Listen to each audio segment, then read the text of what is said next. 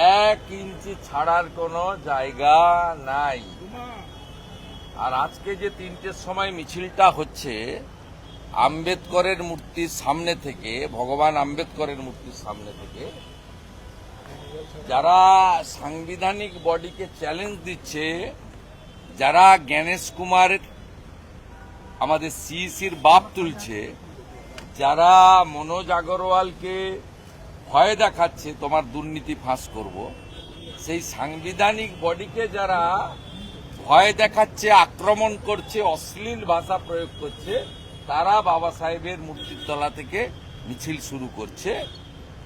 আর যারা চাঁচলে একটা লুম্পেনকে দিয়ে রবি ঠাকুরের ছবি পুড়িয়েছিল, সেই জোড়াসাঁকো ঠাকুর বাড়িতে এসে ওরা শেষ করছে। এই মিছিলটা ভারতীয়দের মিছিল নয়, রাষ্ট্রবাদীদের মিছিল নয়, জামাতিদের মিছিল আমি বলে গেলাম।